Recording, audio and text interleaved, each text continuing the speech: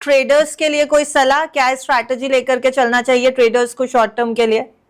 अगर ट्रेडर्स के लिए मैं कहूँ तो जो बाइंग का मौका था लमसम का वो थोड़ा पीछे जा चुका है। हम्म। 10-15 दिन पहले तक जब प्राइसेस कंसोलिडेशन रेंज में थी, हमने जुलाई मंथ पूरा का पूरा यही देखा कि प्राइसेस $150 की रेंज में थी फॉर जी। गोल्ड, एंड सिल्वर $5 से $6 की रेंज में था। So that was a good time for traders to accumulate and positions लेने के लिए। अभी उनके लिए एक थोड़ा प्रॉफिट बुकिंग का पॉइंट भी आ चुका है। थोड़े डिप्स मिलते हैं फिर से यू कैन स्टार्ट इन्वेस्टिंग और lump sum. Otherwise SIP is the best way if you don't want to time the market. थोड़ा लॉन्ग लॉन्ग टर्म नजरिया है आपका 2-3 साल का, तो SIP is the best way. आपको बहुत अच्छे रिटर्न्स मिल सकते हैं। इनफैक्ट मैं एक्सपेक्ट कर रही हूँ नेक्स्ट 3 साल में प्राइसेस यहाँ से डबल भी हो सकती है। जो $4,000 गोल्ड है नेक्स्ट हम्म। 3 साल में $8,000 भी हो सकता है, looking at the overall fundamentals, macro economic situation, US debt की कंडीशन, ये सब देखते हुए लग रहा है कि मुझे नेक्स्ट 3 साल में गोल्ड एंड सिल्वर दोनों डबल हो सकते हैं। तो स्टे इन्वेस्टेड एसआईपी के थ्रू। लमसम में थोड़ा थोड़ा करके भी आप पूरा मत डालें। 25% एट करंट प्राइसेस, थोड़े डिप्स मिलते हैं तो और डालें। तो लंबा नजरिया रखिए। ट्रेडिंग पर्सपेक्टिव से आपको शायद इतने गेन्स ना मिले, बट लॉन्ग टर्म अगर इन्वेस्टमेंट आप करते हैं तो बहुत अच्छे गेन्स मिलेंगे। लॉन्ग टर्म इन्वेस्टमेंट में अच्छे गेन्स मिलेंगे। एक आखिरी सवाल रेनिशा, त्योहारी सीजन की शुरुआत ऑलमोस्ट हो चुकी है और दिवाली बहुत इंपॉर्टेंट त्योहार होता है जहां पर सोने चांदी की खरीदारी होती है।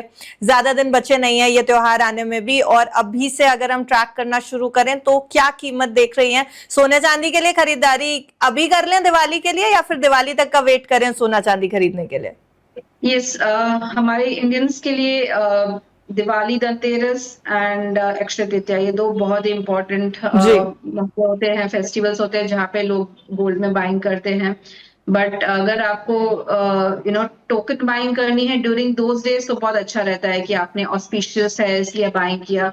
हम्म। अ, तो अक्षय तृतीया एंड धनतेरस, दिवाली पे मैं हमेशा एडवाइस करती हूँ आप टोकन बाइंग जरूर कीजिए, वो ऑस्पिशियस है। बट जो सही मौका आपको जो मिलता है वो एसआईपी के थ्रू मिलता है। हर महीने थोड़ा थोड़ा इन्वेस्ट करते रहना चाहिए, that is the best way. But अगर आपने वो नहीं किया है एंड अभी if you want to start investment, I think ये भी बहुत अच्छा मौका है। अभी काफी ज्वेलर्स जो हैं काफी स्कीम्स ला रहे हैं बिकॉज ऑफ श्रावण मंथ।